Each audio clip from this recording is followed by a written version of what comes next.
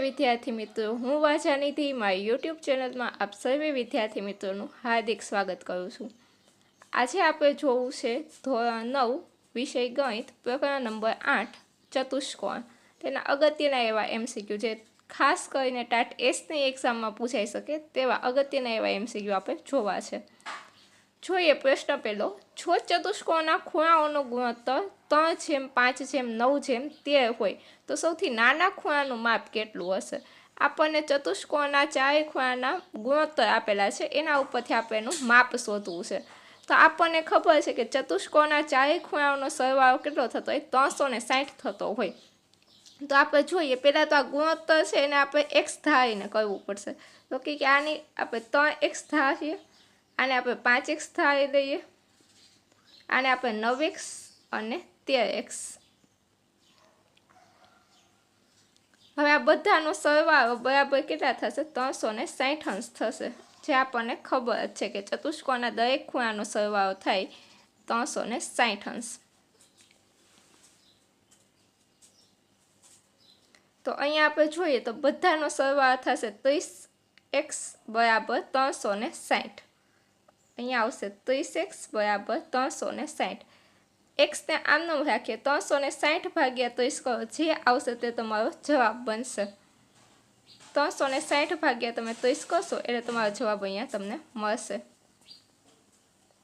જોઈએ પ્રશ્ન 2, સમાંતર બાજુ ચતુષ્કોણ ABCDમાં જો A બરાબર 70 હોય તો B નું માપ શોધો। આપણને આપેલું છે સમાંતર બાજુ ચતુષ્કોણ। સમાંતર બાજુ ચતુષ્કોણ એટલે કે આવો ચતુષ્કોણ કાંક હશે। સમાંતર બાજુ ચતુષ્કોણ ABCD છે અને એમાં આપણને A નું માપ આપણને આપી દીધું છે 70 અંશ અને આપણને કીધું છે B નું માપ કેટલું થાય। તો સમાંતર બાજુ ચતુષ્કોણનો એક નિયમ છે કે સમાંતર બાજુ ચતુષ્કોણ હોય ત્યાં પાસેના ખૂણા એટલે કે A અને B, અહીંયા C અને D બંને કેવા હોય? પૂરક હોય। A અને B એકબીજાને પૂરક હોય, મીન્સ કે એનો સરવાળો 180 અંશ થતો હોય। A અને B નો સરવાળો જો 180 અંશ થતો હોય ને એ આપણને 70 આપી દીધો હોય તો આપણે B ખૂણો આસાનીથી સરળતાથી શોધી શકીએ છીએ। 180 માંથી તમે 70 કાઢશો એટલે આપણને B ખૂણાનું માપ જડી જશે। તો કે 180 - 70 એટલે કે 110। તો 110 છે એ આપણું B ખૂણાનું માપ થશે। ત્યારબાદ જોઈએ પ્રશ્ન 3, કયા ચતુષ્કોણના વિકર્ણો પરસ્પર કાટખૂણે દુભાગે છે? આપણને શું કીધું છે કે કયા ચતુષ્કોણના વિકર્ણો છે એ પરસ્પર કાટખૂણે દુભાગે? તો હંમેશા પરસ્પર કાટખૂણે દુભાગતા હોય છે સમબાજુ ચતુષ્કોણ। એક સમબાજુ ચતુષ્કોણ અને બીજું છે ચોરસ। આ બંનેના વિકર્ણો કેવા હોય છે? જે પરસ્પર કાટખૂણે દુભાગતા હોય છે। તો એ આપણે ખાસ યાદ રાખશું। ત્યારબાદ જોઈએ પ્રશ્ન 4, ચતુષ્કોણની બાજુઓના મધ્ય બિંદુઓને ક્રમમાં જોડવાથી બનતો ચતુષ્કોણ હંમેશા કયો હોય? કોઈ પણ ચતુષ્કોણ આપણે લઈ લેવાનો છે, એવું આપણને સ્પેસિફિક આપ્યું નથી કે કયો ચતુષ્કોણ લેવાનો છે। આપણે ચોરસ પણ લઈને કરી શકીએ છીએ। આપણે ચોરસ લઈ લઈએ। અહીંયા કોઈ પણ ચતુષ્કોણ છે એની બાજુઓના મધ્ય બિંદુને અહીંયા જે હોય એની બાજુઓના મધ્ય બિંદુ કહેવાય। હવે આ મધ્ય બિંદુઓને ક્રમમાં જોડવાથી આપણને કયો ચતુષ્કોણ મળે છે? તો જો જ્યારે આપણને કોઈ પણ ચતુષ્કોણ આપ્યું હોય ત્યાં આપણને પૂછે કે મધ્ય બિંદુને ક્રમમાં છોડવાથી, તો મધ્ય બિંદુઓનો એક પ્રમેય છે એના પરથી આ પ્રશ્ન છે। તો ત્યારે આવશે સમાંતર બાજુ ચતુષ્કોણ। અહીંયા આપણને દેખાય જ છે કે આપણે ચોરસના મધ્ય બિંદુઓને જોડ્યા તો આપણને કયો ચતુષ્કોણ મળ્યો? તો કે સમાંતર બાજુ ચતુષ્કોણ મળ્યો। પણ જો અહીંયા કોઈ ઉલ્લેખ નથી ત્યારે આ જવાબ આવશે। ત્યાં કોઈ સ્પેસિફિક આપણને આપી દીધેલો હોય ત્યારે તમારો જવાબ છે એ થોડોક બદલાઈ જશે। ત્યારબાદ જોઈએ પ્રશ્ન 5, સમબાજુ ચતુષ્કોણની બાજુઓના માપ 5 સેમી હોય તો તેની પરિમિતિ કેટલી થાય? સમબાજુ ચતુષ્કોણ એટલે શું? તો કે જેની બધી બાજુ સમાન હોય તેવો ચતુષ્કોણ અને તેની એક બાજુનું માપ આપણને આપી દીધું છે 5 સેમી। સમબાજુ ચતુષ્કોણ છે એટલે તેની બધી બાજુઓના માપ કેવા હોય? સરખા હોય। તો એકનું માપ 5 છે અને ચતુષ્કોણમાં 4 બાજુ હોય તો કે 4 × 5 એટલે કે તેની પરિમિતિ કેટલી થશે? તો કે 20 સેન્ટીમીટર તેની પરિમિતિ થશે। અહીંયા આપણો ઓપ્શન નંબર ડી છે એ આપણો જવાબ છે। 20 સેન્ટીમીટર એની પરિમિતિ થાય। ત્યારબાદ જોઈએ પ્રશ્ન 6, જે સમાંતર બાજુ ચતુષ્કોણનો એક ખૂણો કાટખૂણો હોય, જે સમાંતર બાજુ ચતુષ્કોણનો એક ખૂણો કાટખૂણો હોય તો બધી બાજુઓ સમાન હોય તેને શું કહેવાય? હવે જો એક ખૂણો કાટખૂણો હોય ને બાકીની બધી બાજુ સમાન હોય તેવો એક જ છે તો કે ચોરસ. ચોરસમાં શું હોય? બધી બાજુઓ તેની સમાંતર હોય, બાકી લંબચોરસ કે પતંગાકાર ચતુષ્કોણમાં હોય નહીં, અને સમબાજુ ચતુષ્કોણમાં એમાં કાટખૂણો ન હોય, કાટખૂણાના વિકર્ણ દુભાગતા હોય. તેથી આપણો સાચો જવાબ છે ઓપ્શન નંબર સી, ચોરસ. ત્યારબાદ જોઈએ પ્રશ્ન 7. ત્રિકોણની બે બાજુઓના મધ્ય બિંદુઓને, આપણને અહીંયા વાત કરી છે ત્રિકોણની. પ્રશ્નને ખાસ જોજો, પ્રશ્નમાં ભૂલ ન થાય તેના માટે. ત્રિકોણની બે બાજુઓના, કોઈ ત્રિકોણ છે એની બે બાજુઓના મધ્ય બિંદુઓને, આ એક બાજુ, બંનેના મધ્ય બિંદુઓને આપણે છોડતો રેખાખંડ બનાવ્યો તો ત્રીજી બાજુ કરતાં કેવો હોય, એટલે કે આ બાજુ કરતાં રેખાખંડ કેવો હોય, તો આપણને દેખાય જ છે કે આની કરતાં કેવો હશે? અડધો હશે.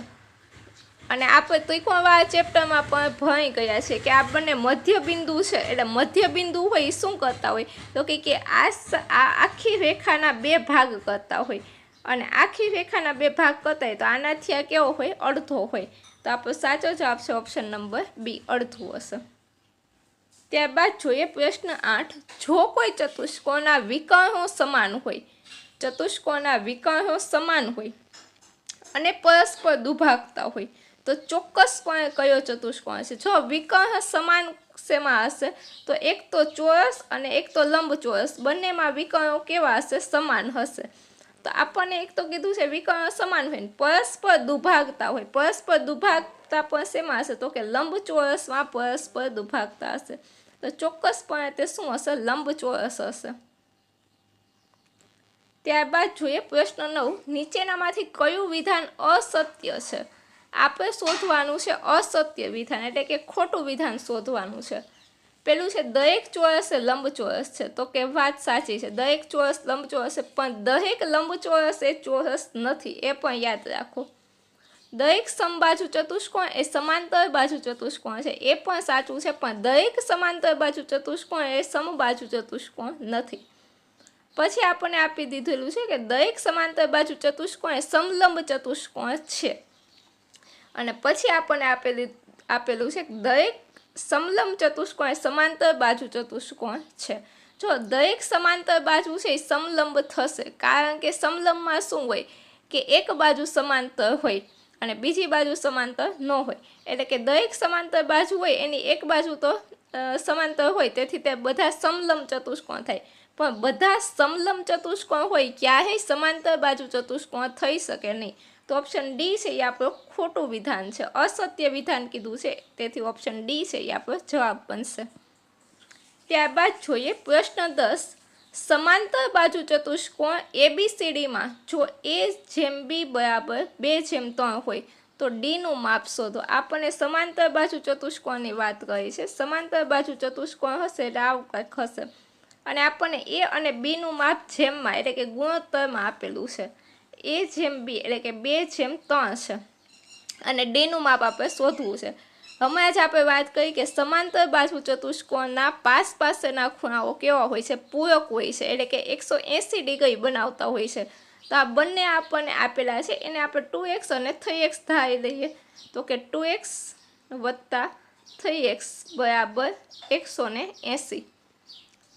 2 + 3 એટલે કે 5x બરાબર 180 થાય.